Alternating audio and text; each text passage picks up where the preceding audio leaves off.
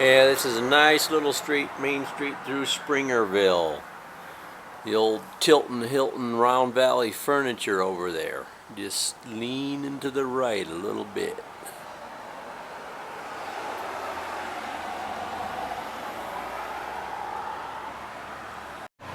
This is a pioneer monument, settlers in Springerville, Arizona.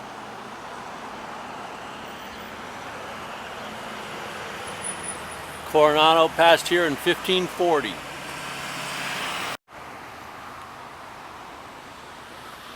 Note the long rifle, Madonna of the Trail, memorial to the pioneers' mothers of the covered wagon days. Now this is where it gets interesting. You have a tribute to the pioneers of Arizona and the Southwest who trod this ground and braved the dangers of the Apaches and other warrior tribes. Interesting. Over there you can see a butte.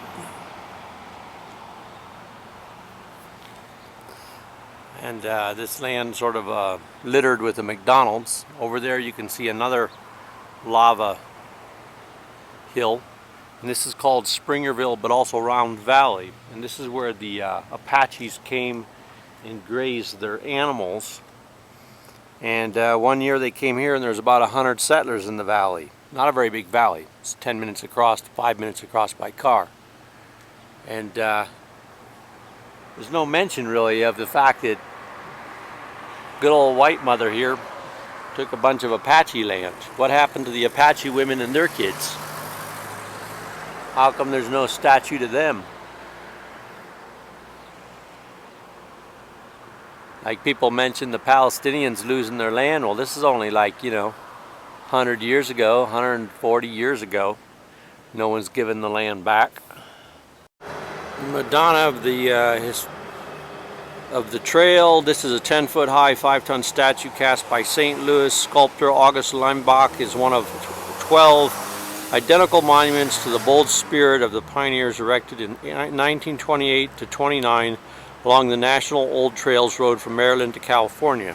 And here we have a woman with a gun. There's no mention that people lived here. Anywhere upwards of 20,000 Apaches or more. And the same families that took the land own the land now. So it's a very interesting juxtaposition here in Springerville because you have both Apaches, you have Navajos here, and you have Europeans here. And it's a great place for a discussion. How'd they get the land? It's obvious they used a gun to take it. Over here we have a Western and General Store, Sporting Goods Headquarters, Guns, Ammo.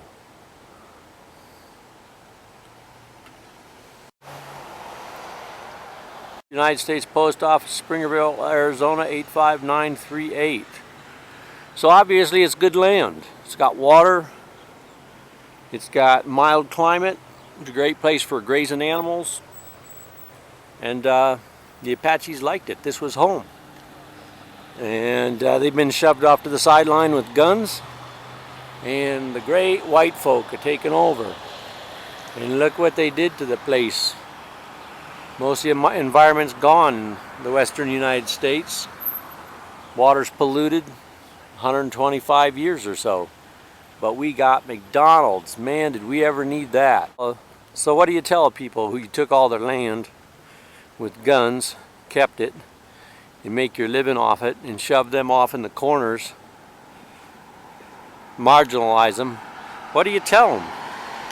The Christians, you give them a Bible and take their land. You got churches all over this town, Catholic, Protestant. You Christianize them, say, hey, this is our gift to you. We took all your land and shoved you down, and now we're going to give you Jesus. You ought to take it. Glad you got that. So, it's an interesting story here in Springerville because you can see both sides of it. You see the recent white people and the Apaches are still here.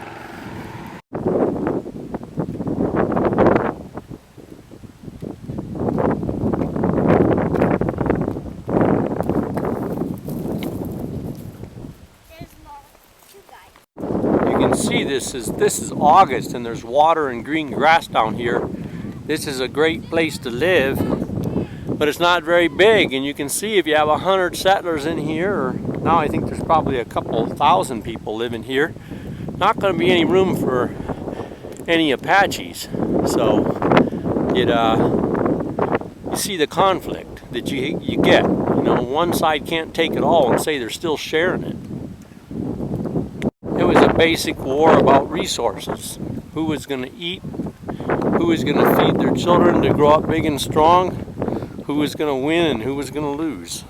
The white people protect their land rights with what they call their laws, courts, lawyers and judges, surveyors, but they don't protect the Indians' land and land rights with their laws so much. It's a pretty one-sided gig. So this is Round Valley from Boot Hill. It's a beautiful place. Just there's no more Apaches here.